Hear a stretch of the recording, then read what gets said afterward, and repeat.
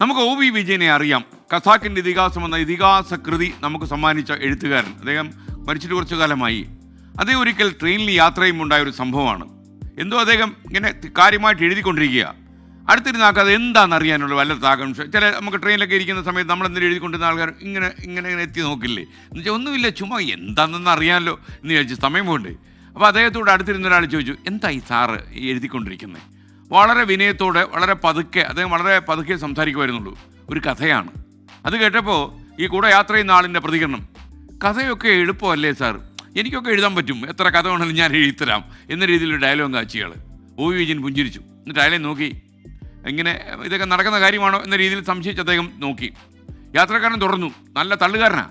ഞാൻ ജോലി കഴിഞ്ഞ് വരുമ്പോൾ ബസ്സിലിരുന്ന് ചുറ്റും കാണുന്ന കാര്യങ്ങളൊക്കെ നന്നായി ശ്രദ്ധിക്കാറുണ്ട്. അതൊക്കെ വെച്ച് ഒരു കഥ എഴുതാൻ എന്താ പ്രയാസം, വലിയ എളുപ്പമല്ലേ? വിജയൻ ഒന്നും പറഞ്ഞില്ല. ഒ വി വിജയൻ അത് കേട്ട് വളരെ ശ്രദ്ധയോടെ അയാളോട് കേട്ടുകൊണ്ടിരുന്നു. കാര്യം ചിലപ്പോൾ ഇദ്ദേഹത്തോട് പറഞ്ഞിട്ട് കാര്യമില്ല എന്നുകൊണ്ടായിരിക്കും അത് കേട്ടുകൊണ്ടിരുന്നു. അവസാനം ഒ വി വിജയൻ താൻ എഴുതിയ കഥയുടെ ഒരു ഭാഗം ഇദ്ദേഹത്തിന് വായിക്കാൻ കൊടുത്തു, ഈ സഹയാത്രികന്. അത് വായിച്ചു കഴിഞ്ഞപ്പോൾ യാത്രികൻ്റെ ഭാവമാകെ മാറി. യാത്രക്കാരൻ ആകെ വല്ലാതായി. അയാൾക്കൊന്നും പറയാൻ കഴിയുന്നില്ല. യാത്രയ്ക്കൊടുവിൽ അയാൾ ഒ വി വിജയൻ്റെ അടുത്ത് ചെന്നിട്ട് പറഞ്ഞു, സാറേ ഞാൻ വിചാരിച്ചു കഥ എഴുത്ത് എളുപ്പമാണെന്ന്. പക്ഷേ അതത്ര എളുപ്പമുള്ള കാര്യമല്ലെന്ന് എനിക്കിപ്പോൾ മനസ്സിലായി. അതിനൊരുപാട് ചിന്തയും നിരീക്ഷണവും വേണമെന്ന് സാറിൻ്റെ കഥ വായിച്ചപ്പോൾ എനിക്ക് മനസ്സിലായി.